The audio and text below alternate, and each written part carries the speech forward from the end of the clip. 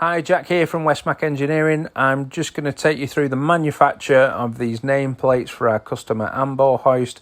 We're using one CNC XR8. Just bear with me. Okay, so I'm going to take you through the simulation. Our first toolpath is a roughing toolpath. We're going to rough out that profile. We're using a 20mm 3-flute carbide end mill. We are going down to a depth of 12mm, and then what we're going to do is we've got a step over of 1mm, and we have got a feed speed of 2 meters a minute. Okay, spindle speed 3,600. Then we're going to come in with a 2-flute 6mm spotting drill, and then we're going to peck through with an 8mm Cobalt jobber twist drill. Then we're going to do a counter bore for our dome head screws. We're going to make that 14.5mm diameter. We're going down to a depth of 8mm, and we've got a step over of 0.3 of a mil on that clean the circle. That's what we're using there. That was a face mill of 60mm in diameter, 2 passes there, going down 0.5 of a mil, and then we're going to start the engraving of the actual Ambo hoist lettering. Now I've opted for a 4-flute 3mm carbide end mill to really emphasise the Ambo hoist geometry and really bring that to the front. Total cut depth of 1mm spread across 4 passes, averaging 0.3 of a mil on each pass. A final pass is going to be 0.1 of a mil, and then we're going to come back over with the face mill and take off a further 0.25 of a mil, just to give us that really good clean up on the face. Now I want those edges to be real clean and crisp, and I want it to look like it's a really high quality part. So I'm going to just sort of scan through this. This video's just sped up a little bit now. I'm going to look at sort of showing you the job sheet. I'm saying it's probably going to be about 8 minutes, but I think it's probably going to be more like 12. I'm going to shut up now, and we're going to get on with the machining.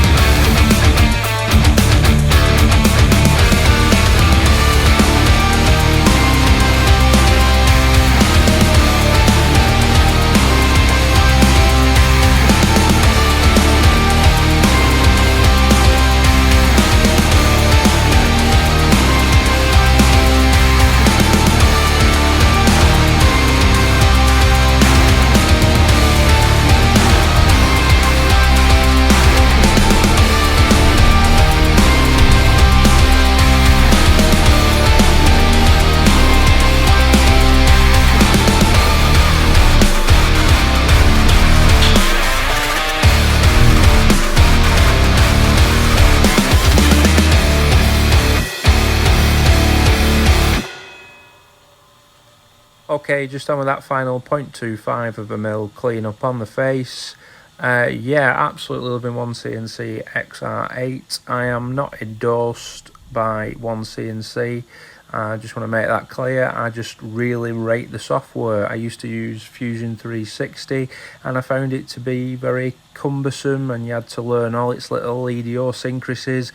1CNC is very similar but a hell of a lot easier to use. So if you're getting into CNC and you're struggling and you don't know which way to turn, I would strongly suggest you give 1CNC a go and give it a try. So here we have a picture of the finished part. Yeah, I was really happy with it, quite impressed. Got to do the back machining. Follow us in another video. See you soon.